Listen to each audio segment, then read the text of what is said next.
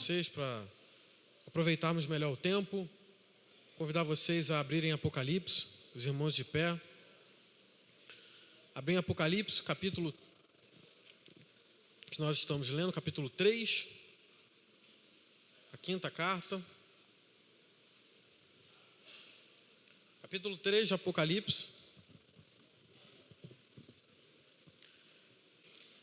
Assim diz o texto sagrado: ao anjo da igreja em Sardes escreve: isto diz aquele que tem os 7 Espíritos de Deus e tem as 7 estrelas.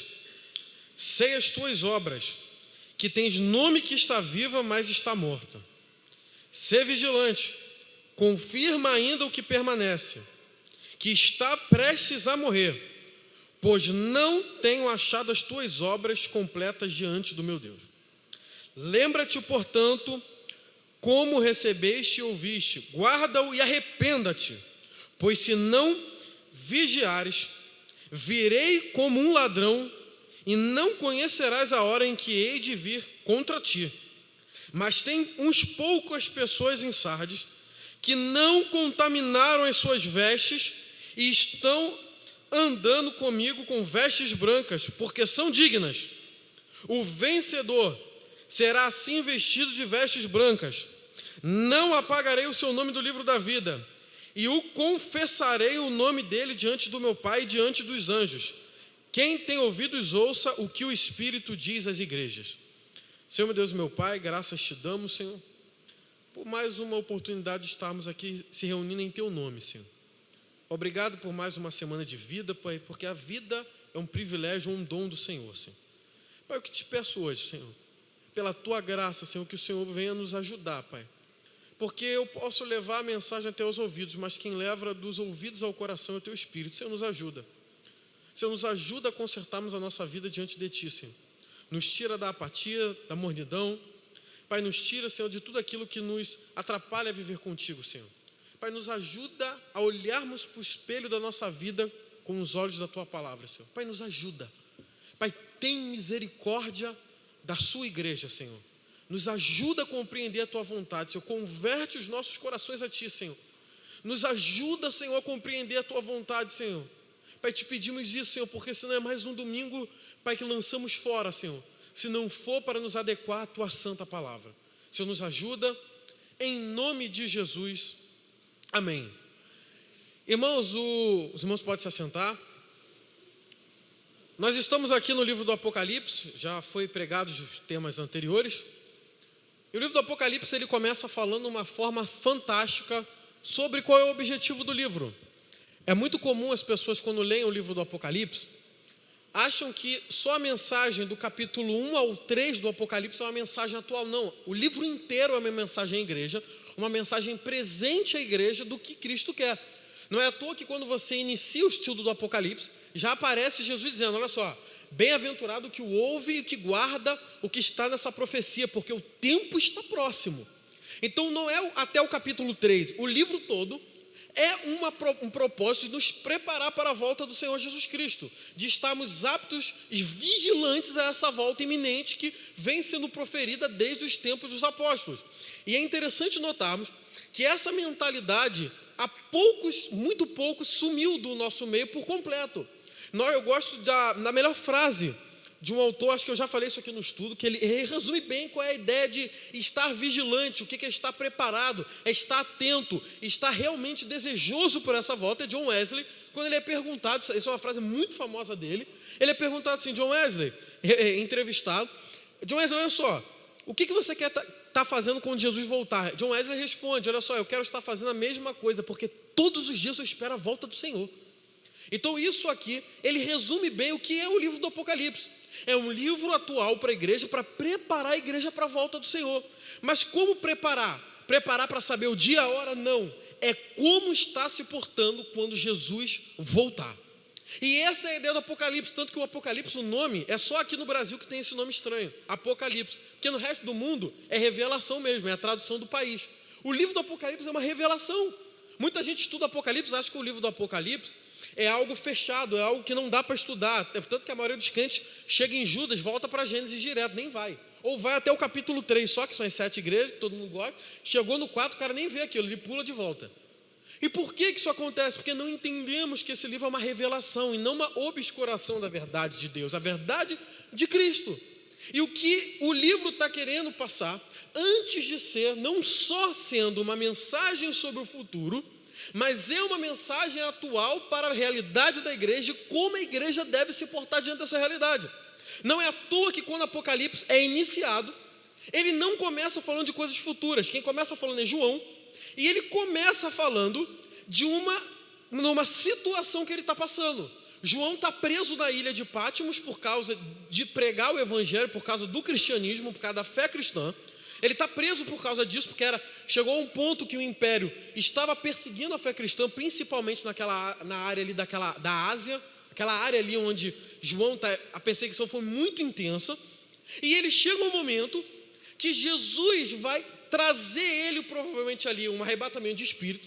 E é interessante porque as pessoas não entendem que a chave do Apocalipse está no próprio capítulo 1. Porque o que ele vai dizer? João é levado em espírito, e ali ele vê as coisas que hão de acontecer, ele vê a glória de Cristo entronizada, ele vê coisas que nenhum homem viu. O interessante notar é que, eu costumo sempre dizer que qual é a ideia do Apocalipse? A ideia do Apocalipse é fazer com a igreja de Cristo. O Apocalipse não é uma mensagem para ímpio, o Apocalipse é uma mensagem para a igreja. É mostrar para a igreja, é chamar a igreja, é despertar a igreja para um problema. Apocalipse tem uma ideia de querer chamar a igreja a olhar para o mundo como Cristo olha, e não como o mundo olha. Vitor, como assim? Porque você pega desde Paulo até as cartas joaninas, Pedro, eles têm sempre aquela ideia, irmãos, olha só, não se corrompam. A frase célebre de Paulo em Romanos 12: não vos amoldeis a esse mundo. Por que isso era uma preocupação? Porque era uma coisa muito comum, é comum até os dias de hoje e vai ser até a volta de Jesus. A igreja que não é desse mundo está com uma mentalidade, com uma visão de mundo que não é de Cristo. O cristão que olha para o mundo como o ímpio olha para o mundo. E o que está acontecendo na época? João está preso, levando perseguição nas costas, e ele foi preso naquela ilha para que ele não pudesse mais pregar, para travar a vida dele ministerial, para que ele não pudesse ter mais acesso à liderança da igreja. Mas naquele momento que João está ali mais ou menos com mais de 90 anos, esse homem está cercado de uma ilha que não, eu sempre digo isso, não é a ilha de Fernando de Noronha, é uma ilha horrorosa. Esse homem está preso, trabalha escravo com 90 anos possivelmente. Ele é trazido para ali, Jesus traz visões a ele para trazer o quê? João, olha só, você está olhando para a vida, você está olhando para o mundo como a forma humana. Humanamente, você está com 90 anos, você está numa ilha, você é escravo e você está surrado. Na visão humana acabou. Os cristãos dessa época se perguntavam uma coisa comum: o cristianismo acabou. Mas por que é importante raciocinar isso? Porque hoje, irmãos, nós temos a história que nos conta a vitória do nosso povo. Só que na época não tinha história, eles são a história. Eles são o começo da igreja. Então o cara largava o mundo, largava tudo, largava cargo no império, largava tudo. Não era só pobre que aceitava Cristo. Muita gente do alto escalão romano largou os seus postos para seguir o cristianismo. E o que está acontecendo? A igreja mal nasce, já começa a apanhar. É perseguição para tudo quanto é judeu, é grego, todo mundo se une, todo mundo batendo na igreja. E o que está acontecendo? O cristão nessa época ele está se perguntando: 11 apóstolos mortos, crente sendo morto à vontade, crente sendo usado de lamparina para o Império Romano, os cristãos eram incendiados vivos para servir de luminárias para as ruas romanas. E o que está acontecendo? O cristão ele se faz uma pergunta comum e normal para aquela época: a fé acabou, a gente perdeu o tempo.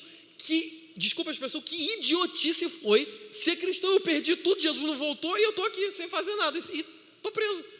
Mas Jesus ele convida a igreja, tanto daquela época, dos séculos vindouros, dos milênios vindouros, a fazer uma reflexão. Precisamos olhar para o mundo assim como Cristo olha para o mundo, não como o mundo quer que a gente enxergue. Para o mundo, nós somos derrotados. Para o mundo, naquele período, a igreja foi derrotada. Porque os 12 principais líderes, 11 estão mortos, um está preso e já vai morrer com 90 e poucos anos. Os cristãos estão tudo presos. Conseguimos vencer a igreja. Mas Jesus está nos chamando para refletir o quê? a forma que o homem olha o mundo não é a forma que eu olho para o mundo. Vocês são derrotados para o mundo, para mim vocês são mais que vencedores. Essa é a ideia. João está preso, mas Jesus chama ele e leva ele para o céu para ele ter visões. Sabe o que Jesus está dizendo para João? João, te prenderam aí no mundo, mas aqui no céu a porta está aberta. João, cercaram, fecharam todas as portas humanas para te parar, mas eu abro uma porta no céu para você continuar. Aqui você é um escravo, para mim você é o que? Um embaixador, você é um soldado de Cristo. Então ele está convidando a igreja a observar de uma forma diferente. E aí entra as 7 igrejas com essa proposta de trazer ali, claro, das 7, 5 que estão com problemas, a voltarem para olhar para o mundo de uma forma como Cristo quer. Não é à toa que quando João começa a falar de Jesus, João começa a ter uma visão de Cristo que começa a mudar a coisa. A ideia do Jesus sangrando some, porque agora é o Jesus com cabelos brancos, o Deus da eternidade. Os olhos tristes que sofreram na cruz agora são os olhos como chama de fogo. A boca que antes recebeu aquele vinagre contaminado na cruz é agora a boca que sai espada afiada de 2 gumes. A roupa rasgada, humilhada, suja de trapos, agora é a roupa branca de sumo sacerdote. Os pés sujos de poeira, os pés machucados pelos cravos, agora não é mais esse pé, agora é o pé que brilha como latão reluzente. Então ele está convidando a igreja para olhar isso. Ele está convidando a igreja para ver isso. E chega agora a igreja de Sardes. E o que está acontecendo na igreja de Sardes? Nós precisamos entender que quando ele começa o texto, ele vai dizer em Sardes assim, olha só, sei das tuas obras. O que é essa ideia de sei das tuas obras? Ele está dizendo assim, em resumir, eu sei o que você está fazendo. Eu sei o que vocês andam fazendo, tá? Eu sei o que está acontecendo aí, é isso que ele está falando. Eu sei o que está acontecendo aí. Isso aqui é uma coisa muito importante, irmãos. Não importa o que a gente faz, nem que pastor veja, Jesus sabe o que está acontecendo. A gente tem que ter sempre essa ideia na cabeça. Jesus sabe o que está acontecendo na igreja. Ele sempre sabe. Você não tem como esconder, Jesus sabe. E o que está acontecendo aqui? Jesus começa a falar com Sardes de uma forma que eles vão entender a mensagem. Ele vai usar uma questão da história da cidade para falar com o pessoal de Sardes, essa população. Ele está usando a história, ele vai dizer, olha só, vocês têm fama que estão vivos, mas vocês estão mortos. Isso tem a ver com a história da cidade. Eu sei que quando fala de história, o pessoal já dá sono. Vai dizer sono, começa já o olho a baixar, até a criança que chora começa a parar de chorar. Quando você fala em história antes de Cristo, dá até pressão baixa. Mas calma, eu vou tentar resumir muito rápido a história. O que está acontecendo aqui em Sardes? A cidade de Sardes no seu passado, antes de Cristo, não dó. O que está acontecendo? Essa cidade era conhecida porque ela fica no alto de um monte. Ela é uma cidade que ela fica num monte muito íngreme. Então o que acontece? A cidade de Sardes, coisa de 4 séculos, 5 séculos antes de Cristo, era uma cidade de combate. Era uma cidade de avanço militar. É uma cidade que era conhecida na antiguidade por ser intransponível. Por que intransponível? Porque a cidade está no alto, não tem como subir. Lembra que naquela época não tinha um avião, não tinha bombardeiro. Então os caras não conseguiam acessar a cidade. E conquistar a cidade, naquela região ali, era como se fosse já um troféu. Muitos impérios queriam aquela cidade, mas ninguém tocava naquela cidade. Vitor, não entendo mais ou menos isso. Vocês sabem no contexto de São Gonçalo lugares que é intocável. Exatamente. Você quer ver o governador se reeleger? É só ele conseguir tomar o Salgueiro. Se ele tomar o Salgueiro, ele se reelege, ele, o filho dele, a vida toda. Porque o cara que entrar naquilo ali, meu irmão, vai vencer, os filhos dele vão ser governadores. Então, deu para pegar a ideia. Aquilo ali, Sardes, naquela região, era o Salgueiro. Pronto, compreenderam. Agora todo mundo entendeu. Não precisava nem falar da história, né? Só falar, é o Salgueiro. Pronto, entendi. Ninguém entra. Só que o que está acontecendo ali? Essa cidade intransponível chegou no momento que ela já estava tão acostumada com a fama de ser intransponível, ela estava acostumada com a fama de ser a cidade que todos temiam, que chegou um momento que um imperador chamado Ciro vai atacar a cidade. E ele usa soldados para subir por trás da cidade na colina. E quando eles chegam lá, eles se deparam com algo fantástico, ou na verdade horrendo. Uma cidade que tem a história de ser a grande cidade intransponível. Quando os soldados sobem por trás dos muros, eles encontram a parte de trás da cidade, o quê? Sem nenhuma vigilância. Os caras estavam tão acostumados com a fama de séculos de ser a cidade intransponível que eles chegaram ao ponto que eles perderam a vigilância. Eles já não estavam mais vigiando os lados, a parte de trás da cidade, eles só estavam vigiando a frente. E quando eles chegaram, os soldados se espantaram porque não viram ninguém ali. E é a primeira vez na história que Sardes é tomada e é totalmente destruída. E depois, 4 séculos depois, essa cidade é tomada outra vez da mesma forma. Soldados sobem pela parte de trás, entram e não encontram ninguém vigilante. Esse é o contexto de Sardes. E isso aqui é interessante para a gente notar, é que em cada igreja que Jesus para falar, ele usa a questão ali cotidiana da igreja. Isso aqui é uma coisa muito importante, sabe para quê para nós? É que, irmãos, quando Cristo tem que falar, ele fala de uma forma compreensível. Para quem é de Sardes, está entendendo. Porque isso aqui é a história da cidade. Isso para quem é pentecostal, vai entender o que eu estou falando. É muito comum eu vejo pessoas falando: Vitor, quero saber se Deus falou comigo. Meu amigo, olha só, Jesus não erra. Ele não fala com você e pensa: droga, não era para ter falado assim. Ele é soberano. Ele conhece como falar com a igreja. A ovelha conhece a voz do seu pastor.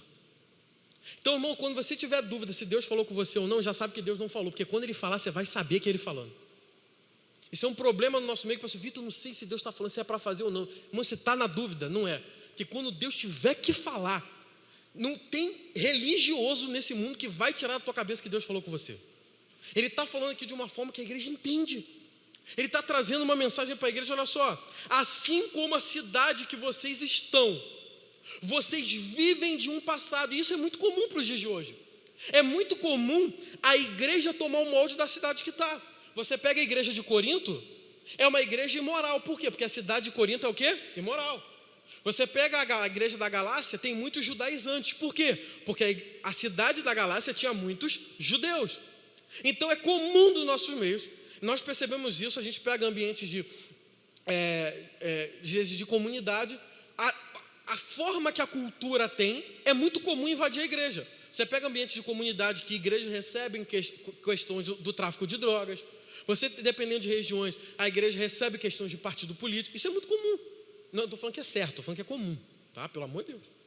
O que está acontecendo aqui?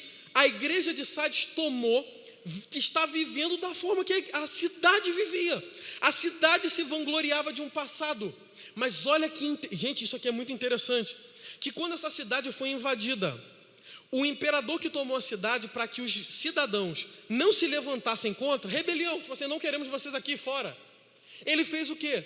Ele acabou com as escolas de guerra e começou a ensinar nas escolas, para as crianças, dança, música e teatro. Tirou da cidade o espírito o quê?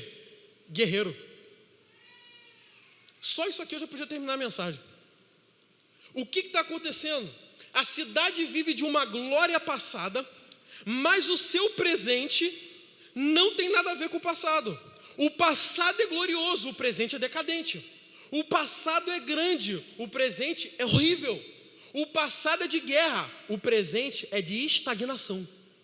E ele está falando: a cidade é assim, mas igreja de Sardes, vocês estão da mesma forma que a cidade de vocês eram. Vocês foram invadidas porque perderam a vigilância, vocês não vigiaram mais, vocês deixaram que o inimigo de vocês, agora ele está falando num ambiente religioso e espiritual, assim como houve em Sardes, que aquele imperador tirou do espírito daquele povo a ideia de lutar e de guerrear, o inimigo, o diabo, colocou em vocês a mesma coisa. Vocês perderam a vigilância e vocês não lutam mais. Isso aqui é uma coisa extremamente importante. Por quê? Porque a cidade estava anestesiada e a igreja também estava. A igreja não só perdeu a vigilância, como a igreja estava anestesiada dessa vigilância. Irmãos, isso aqui é extremamente atual. Essa estratégia de guerra é o que o diabo usa. O diabo, ele destrói as nossas fortificações e ele nos convence que entretenimentos fúteis para tomar o lugar da parte da vigilância. Quantos de nós hoje, eu falei isso aqui quando eu dei um estudo, perdemos tempo com entretenimento bobo, que não acrescenta nada à nossa vida e não acrescenta nada à vigilância espiritual. Nós temos a geração, eu gosto dessa frase de John Piper, que é muito importante. Ele fala: o Facebook é a prova que Deus vai usar no dia do juízo para mostrar que você tinha tempo. Na verdade, ele fala Facebook, ele fala redes sociais. Isso são entretenimentos, não que o diabo criou isso, mas ele usa isso para tirar a nossa vigilância da vida espiritual. É o que está acontecendo na igreja de Sardes. A igreja de Sardes perdeu a vigilância.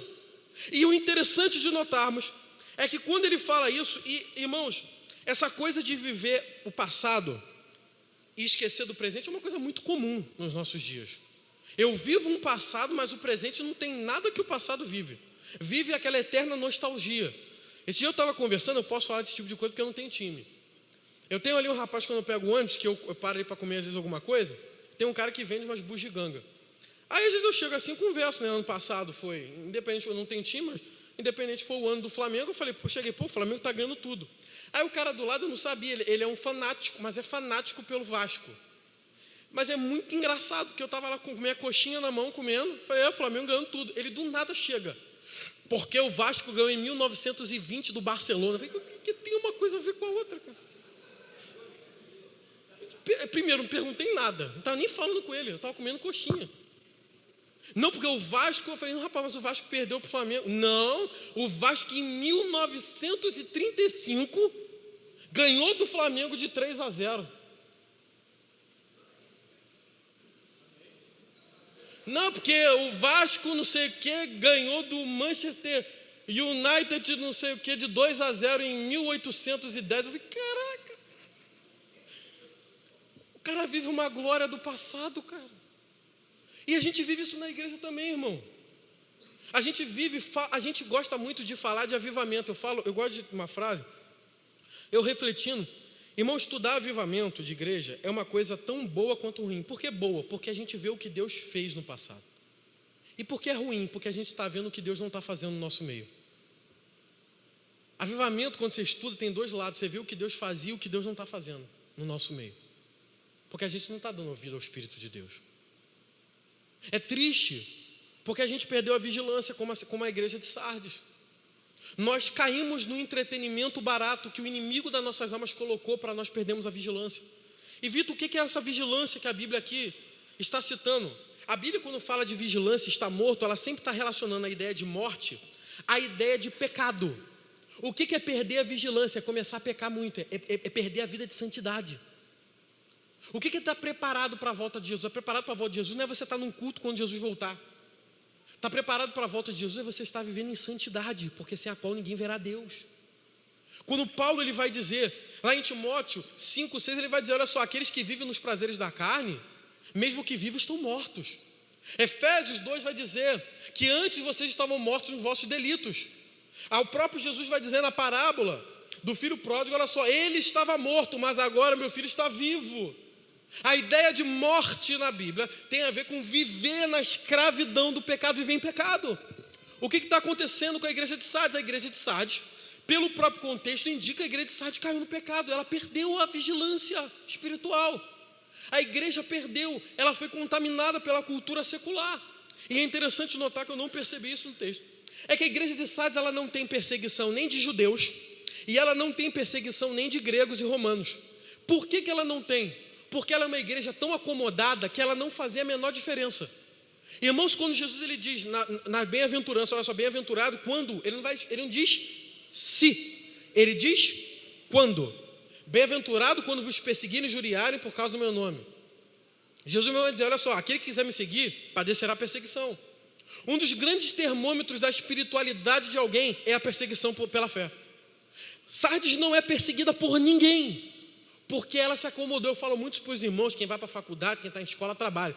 Irmão, se você não é perseguido pela sua fé, é porque você não faz a mínima diferença. Ou como eu gostei de uma frase de Grant Osborne, quem não só tem atrito quem se movimenta. Por que a gente não tem atrito com o mundo? Por causa da nossa fé. Porque a gente não faz diferença. A gente perdeu a vigilância, o inimigo já tomou as nossas bases. Nós já perdemos a guerra e nem percebemos. A gente está igual a Sansão. Na cama com Dalila, quando ele percebeu, ele foi tentar lutar, mas a Bíblia vai dizer, mas ele não percebeu, porque ele já havia perdido, ele não percebeu que o Espírito do Senhor já havia se retirado dele.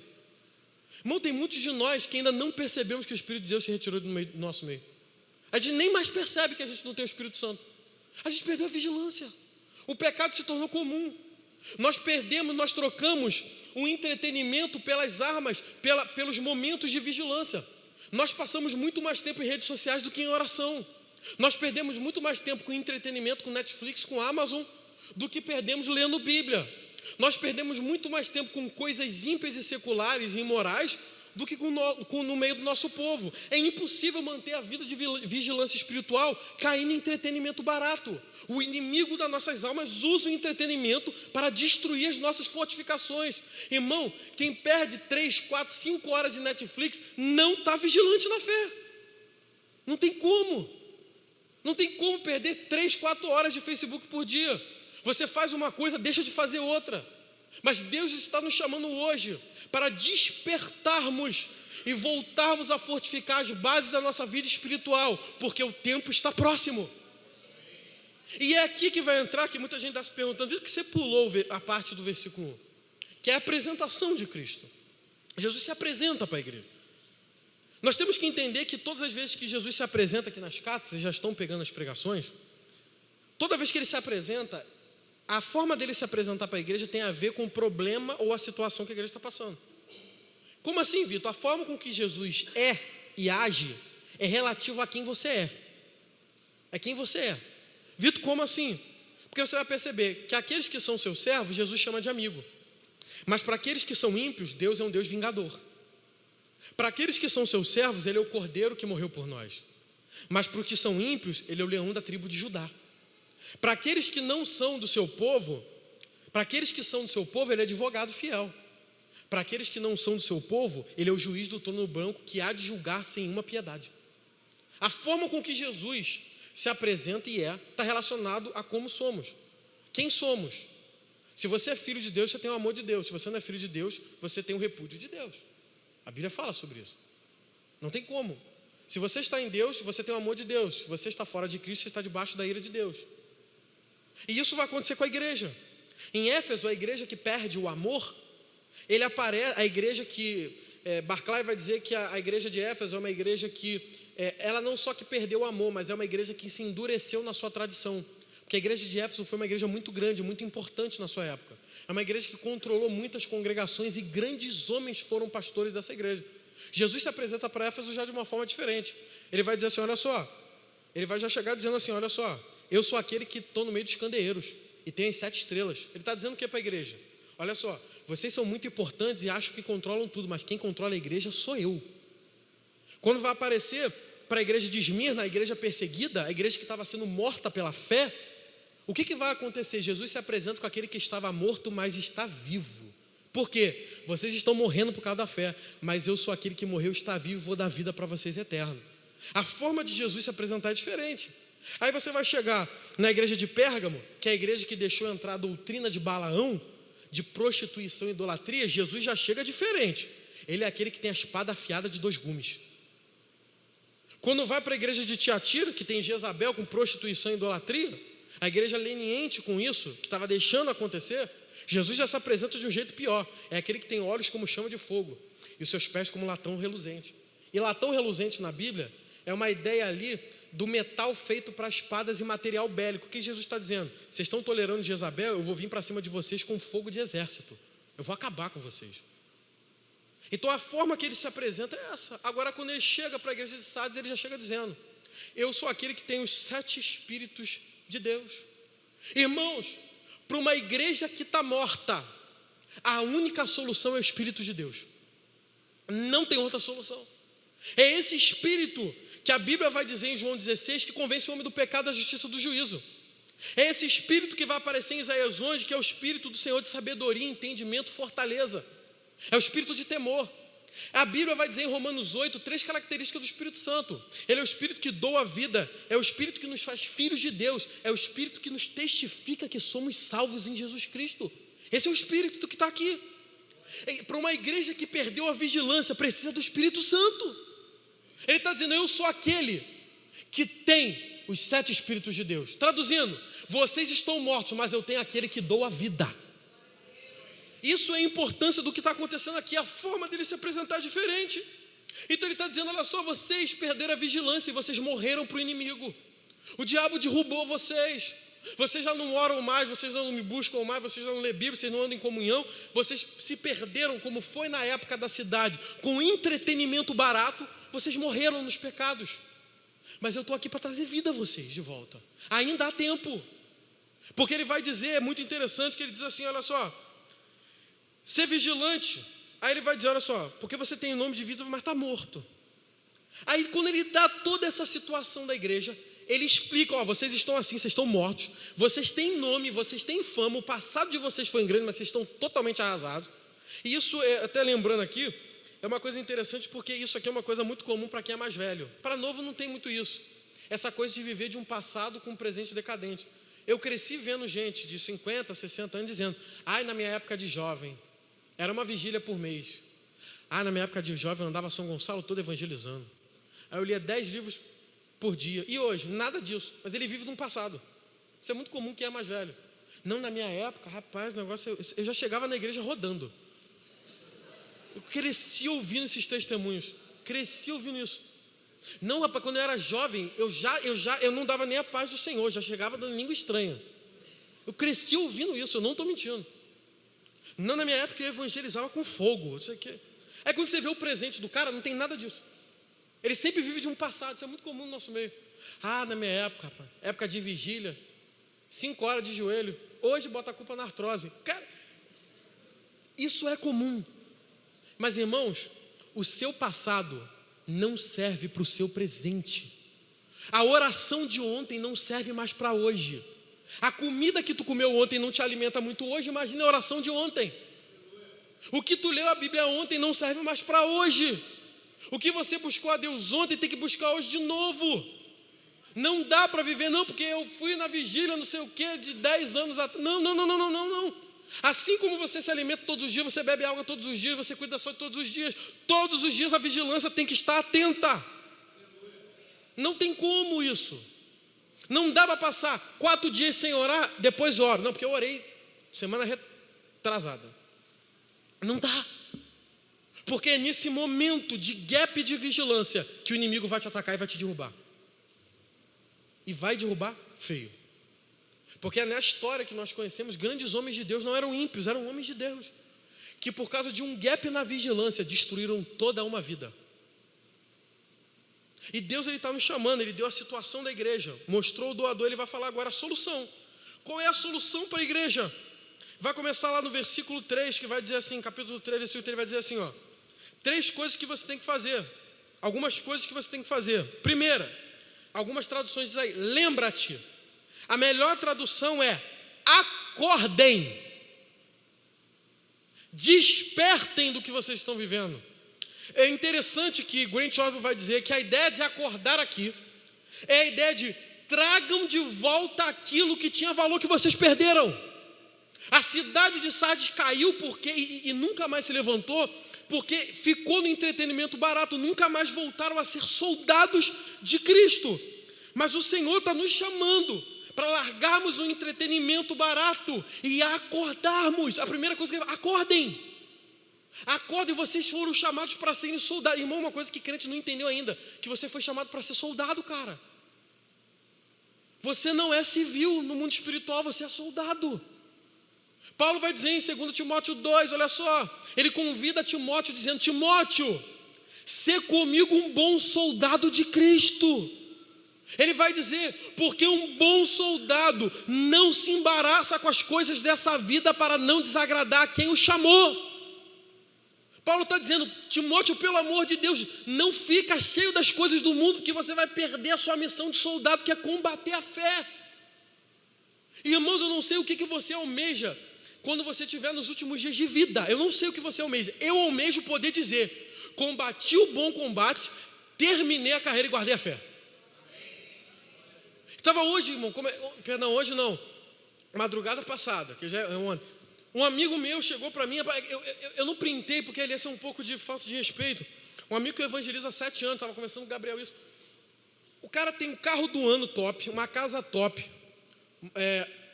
as mulheres que quer, E ele chegou para mim do nada, aleatoriamente. Ele chegou para mim e falou: Vitor, eu estou triste. Eu lembrei de você. Por quê? Porque eu tenho tudo que eu desejei e mesmo assim eu estou me sentindo muito vazio. Você leu? Ele leu. Muito leu aquela... Foi triste você ler, porque parece até coisa de filme. Ele leu a situação, eu vou dizer: Gabriel, olha isso aqui, só para ele. Olha que frase que parece coisa de filme da Graça Music. Aqueles filmes que parece o cara se convertendo. É igualzinho. Eu estou sentindo um vazio, eu estou triste. Irmãos, o mundo está clamando para ter o que eles não podem comprar, que é o Espírito Santo. A gente está banalizando com aquilo que faz eles sofrerem. Isso é incrível, porque ele está querendo o que a gente tem. E a gente está banalizando para querer aquilo que ele tem, que a gente já viu que não traz alegria. Isso é incrível. Ele vai dizer: acordem. Aí a segunda coisa que ele vai dizer: fortaleçam aquilo que está prestes a derrubar. Tá, assim, ó, o negócio já está para cair. Fortalece, bota viga. Não deixa cair o pouco que vocês têm, irmão. Está orando 5 minutos, continua, vai até virar 10, até virar 20, até virar 15, vai embora. Oração de Bíblia, só consigo ler 5 versículos. Vai nessa força, fortalece o que ainda está vivo. Não perde. Vitor, eu gostei muito do Gabriel dando estudo aqui terça-feira. Vitor, eu estava pecando no 100, agora estou pecando 90. Vai nessa força, uma hora vai chegar a 50, uma hora vai chegar a 30, uma hora você se libertou daquela prática. Vai, fortalece o pouco que tem. Olha para o que você tem ainda e fortalece isso antes que perca. Fortalece o teu casamento, fortalece as amizades dentro da igreja, fortalece o ministério que você largou, fortalece isso que está prestes a morrer. Não deixa morrer, tem pouco, a maioria está morto, o que pouco ainda está quase morrendo, não deixa morrer. Ele vai dizer, a terceira coisa: lembre-se, isso aqui é fantástico, lembre-se do que você ouviu. Irmão, nós temos que entender que o Brasil vive crises no evangelicalismo grotescas. Só que o problema não são as crises, o problema é como a gente quer solucionar o problema dessas crises. Ele está falando aqui: o problema é que vocês estão mortos é para lembrar. Vitor, não entendi. Irmãos, a solução para o cristianismo não é o futuro, a solução do cristianismo está no passado. O mundo, lembra da ideia que eu falei? O mundo faz a gente ver eles da mesma forma que eles veem. O mundo, tudo que é passado é ruim, tudo que é o futuro é bom. Cristianismo não existe isso não. Para o mundo, o futuro é top, o passado larga para lá. Com a gente não tem isso não. Conosco são as velhas doutrinas do Evangelho.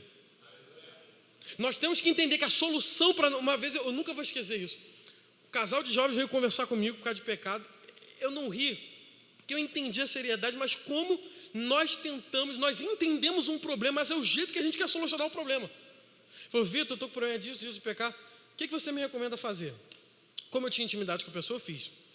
Eu vou te dar 3 dicas top. Até hoje eu lembro de eu estar sentado no refeitório, falei: top, inovador. Você vai orar, ler Bíblia e fortalecer a comunhão. Ela olhou para mim e riu. Não tem outra solução, cara. Eu estou vendo uma geração, eu comentei no meu canal no YouTube, ainda não postei, não tem nada contra. Faz quem quiser, vai. Mas eu estou vendo uma geração que procura novidades para ver coisas da vida espiritual que não vai funcionar. Não vai, cara, você pode fazer 1000 radicais. Se você não orar e ler Bíblia, aquilo vai passar em uma semana. Não vai adiantar. Você pode ir no melhor show, cara. Um show que eu quis ir agora, o pessoal foi e falou que foi uma maravilha. Eu não consegui porque estava sem dinheiro mesmo. Foi o show do Hillsong, eu gosto muito dessa banda. Não gosto da igreja, mas gosto da banda. Cara, eu adoro aquela banda. Eu não pude ir, o pessoal falou que foi maravilhoso. Realmente eu gosto muito deles. Irmão, aquilo é maravilhoso. Mas se tu não orar, não ler Bíblia e não fortalecer a comunhão, na outra semana você está fazendo tudo de novo. Até hoje eu lembro, cara, que teve uns amigos meus. Foi na época que lançou o Paixão de Cristo. Eu achei muito interessante esse filme. Porque muita gente estava usando esse filme como forma de evangelizar. E eu vi muita gente, eu lembro isso, de gente quando viu o filme, amigos meus ímpios ou desviados, falar assim: não, rapaz, porque o filme é pesado. Não, gente, depois de hoje eu vou voltar para Jesus. E não voltava nada. Irmãos, para quem está morto, uma vida espiritual, está decadente, a solução não está em coisas novas, não está em métodos. Eu vejo um congresso de plantação de igreja. O que é isso? Não existe metodologia. Deus não unge métodos, frase antiga. Deus unge homens. A solução para a igreja de Sardes já está dito. É os 7 Espíritos de Deus. A solução para nós, irmãos, não é uma novidade. Não, agora eu vou começar essa... Eu vi um negócio, eu peguei, não era minha igreja, me trouxeram isso. Eu falei, não é possível, que seja mentira. Que o pessoal estava fazendo jejum de Coca-Cola e de TV. Eu falei, meu Deus, eu ainda infarto com isso.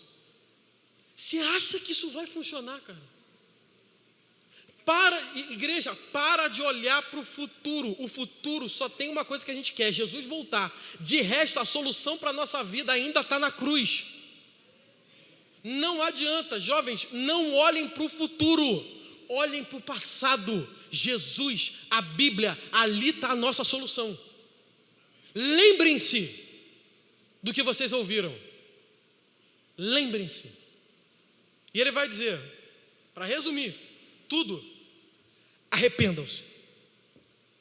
Aqui resume tudo. O que é arrependimento? É mudança total, é mudar tudo, tem jeito.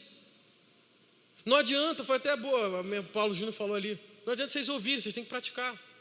A ideia dos 2 firmamentos, o que está na areia e o que está na rocha. Arrependam-se de uma vez por todas. Mudem logo. E Jesus vem com uma ameaça. Irmão, isso aqui é uma ameaça. Tem alguns teólogos que eu já vi, eu li meio liberais, que tentam dar uma amenizada nisso aqui. Não dá para amenizar não, cara. Quando ele fala, façam isso, ele vai dizer depois, porque senão eu virei contra ti como ladrão. Quem é esse ladrão que vai vir contra eles? É a história da igreja. É aquele pessoal que invadiu por trás e destruiu a cidade. Jesus está dizendo, se vocês não mudarem, eu vou acabar com isso aí. Irmãos, eu falo uma coisa, isso acontece com Éfeso. Se não virei contra ti, arrancarei o seu candeeiro.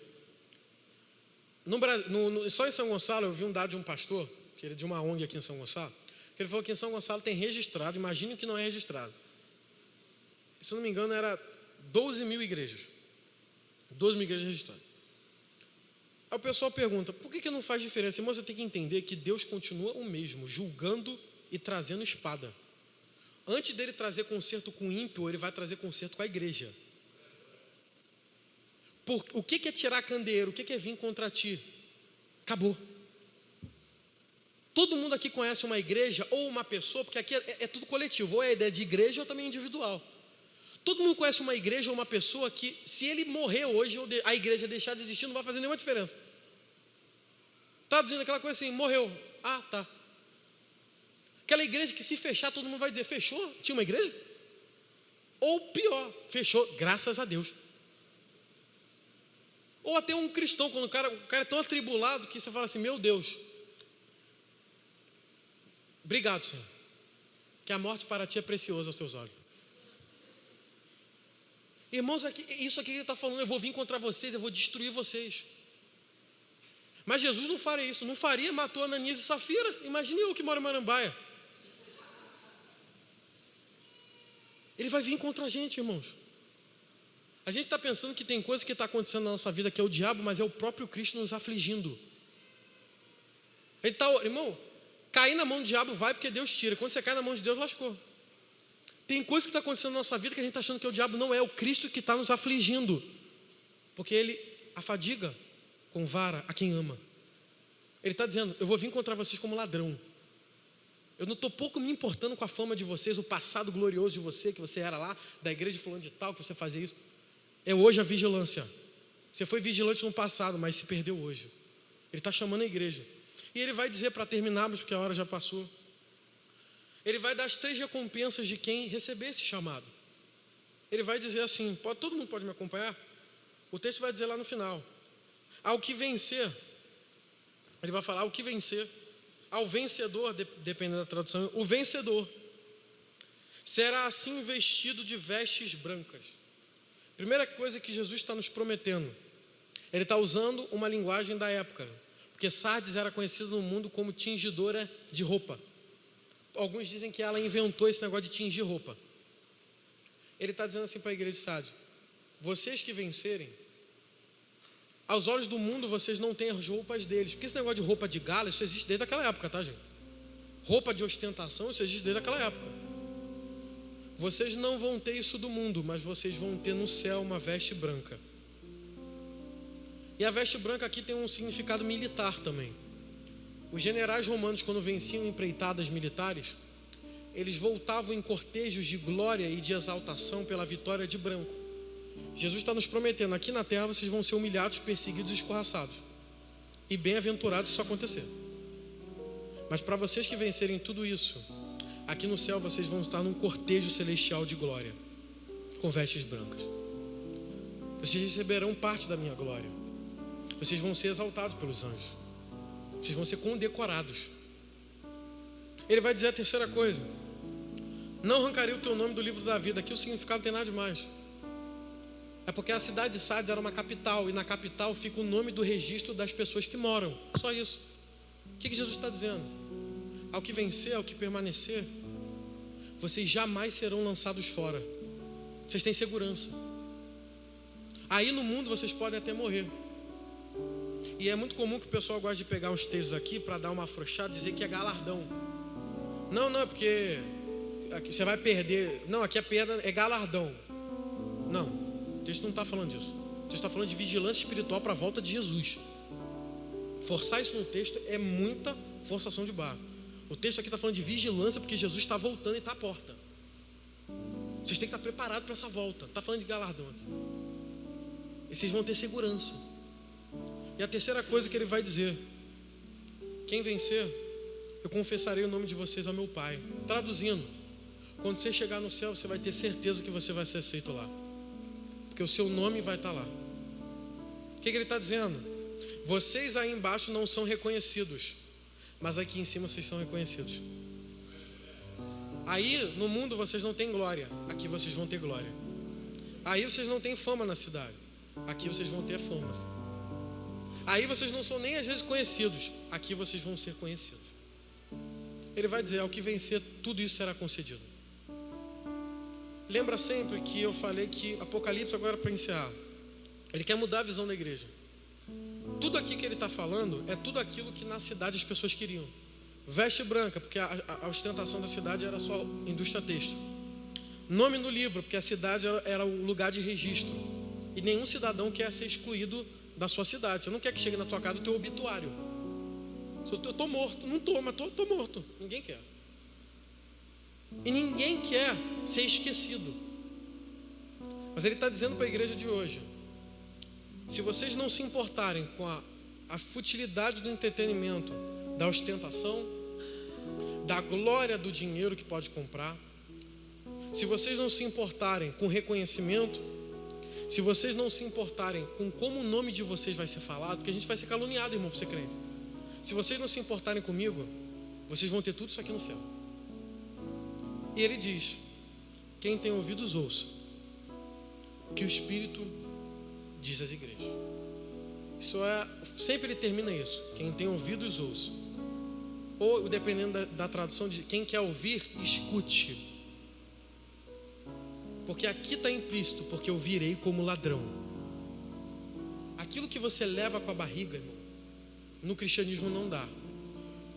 Ou você leva a sério, ou o próprio Cristo vai vir contra você. Que o Senhor nos ajude a termos uma vida que esteja, como diz lá para as igrejas como Filadélfia, que o Senhor nos encontre perfeito para a sua volta. Que Deus abençoe em nome de Jesus.